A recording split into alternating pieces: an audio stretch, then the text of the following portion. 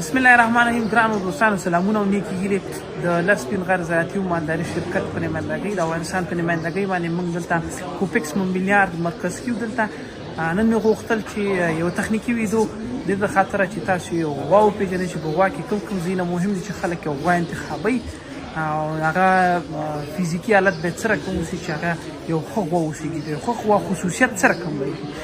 موږ چې کله غوا انتخابوو د غوا په انتخابولو کې 80% برخه چې دا 80 نمرې چې دي دا بدن له موږ ورکوو، 40% نمرې چې دي دا موږ چې ته ورکوو غولانځ ته ورکوو. بیا په بدن کې چې دی خپلې برخې لري، غولانځ بیا خپلې برخې لري. زه به تاسو ته یو په لنډ شکل باندې تشریح کوم تر څو تاسو وپوهېږئ او دغه نه خپل معلومات واخلئ.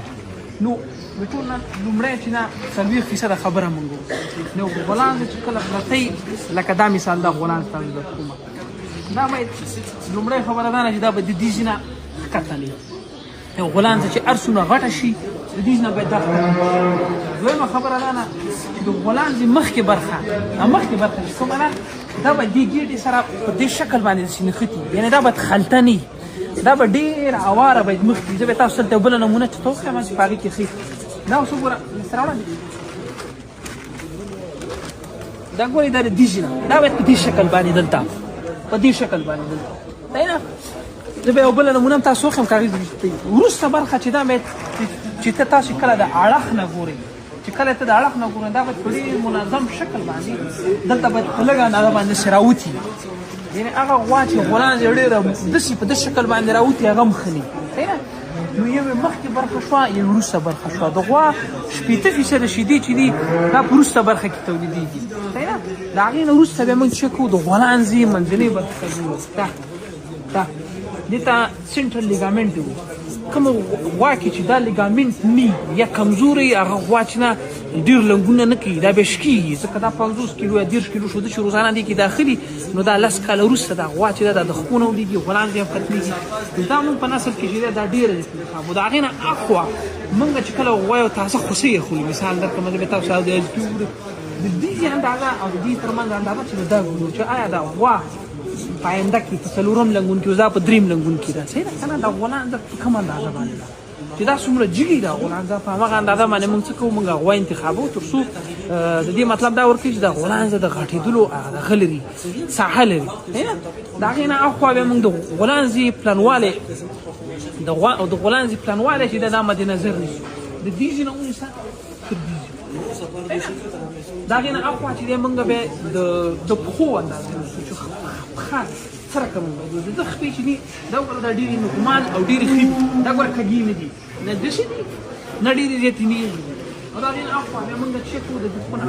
دا هډوکي ګورو چې آیا دا غوا به په صحیح شکل باندې دغه وکړي که نه لنګونه وکړي که نه. اوس دا غوا د دې د کوناټي چې دي دا ډېر زیات چې دي هپ بون او پن بون صحیح ده. خو که چېرته دا غوا تاسو وګورئ په دې غوا کې د دې ځای نه ونیسه د دې ځای پورې دا څه لري لږه زاویه لري. د دې غوا د غچ نه د لنګون چې دی د هغه غوا په نسبت باندې به څنګه وي دا به لږ اسانه وي. د دې عمر کیدی شي د هغې په نسبت باندې څه شي ښي. اوس راځه مصرف خوا کې نور شیونه چې دي چې هغه موږ مد نظر کې نیسو. اوس نوي نوي چې د هغه د خپو هغه اندازه ده دلته چې دغه خپې به د ده ډېرې زیاتې د هغې نه اخوا موږ څه کوو یو مثلث ګورو. مثلث باید څه رقم وي. مثلث موږ د دې ژبې شروع کړو داسې ونیسه صحیح ده یو او بل داسې ونیسه دوه. دغسې کې باید دا غوا چې ده داسې ژوروالی ولري دا باید داسې ژوره وي تر څو د غذایي موادو هغه اندازه موږ ته وښیي چې هغه دې کې د هضم هغه څه شته وړتیا شته. د هغې نه اخوا د دې ځای نه ونیسه تر دې ځای پورې د ملا تیر چې دی که نه دا به د غوا جوړي. اکثره غواګانې چې د ملا تیرې خراب وي نو هغه د خپو نه کږي یا مثال غولانځ یې نه شي وړلی یا یې غورځېدلي یې هلته نو هغه بیا څنګه نه کوي عمر نه کوي. نو د لسپین غر زراعتي و مالداري شرکت چې کله موږ غویان انتخابوو هغې کې موږ د ډي ان اے او د جینومیک او د دې ټولو شیانو سره خوا کې نور داسې ډېر تقریبا د 100 نه ډېر خصوصیات موږ نظر کې نیسو تر څو دا نسل اصلاح کړي. که تاسو چېرته زموږ ستنې وکاروئ مصنوعي کار د لسپین غر د خپلو ډاکټرانو نه وغواړئ نو انشاءالله تعالی تاسو به دغسې ښه غواګانې ولرئ او ستاسو ته اطمینان در کومه چې کوم شی موږ در وړو نو هغه چې زه په خپله داسې ونه ګورم خپل ځان دپاره مې نه یې خوښ کړی تاسو دپاره یې نه خوښوم چې ځان دپاره خوښوم هغه یې تاسو دپاره نو الله جل جلاله وکړي چې په دې ویډیو کې مې څه زده کړي خو زه تاسو ته دلته اوس مثال دا دریم لنګون وه زه تاسو سره بل اول لنګون درته مثال هغه د دریم لنګون غولانځه وه صحیح ده دا وګوره دا د اول لنګون غولانځه ده په اول لنګون کې تاسو وګورئ دا غولانځه وړه ده صحیح ده اوس وګوره دا وړه ده خو دی دغه لري د دې وړتیا لري چې دا څه شي دا پورته لاړي نو د عمر په تېرېدلو باندې چې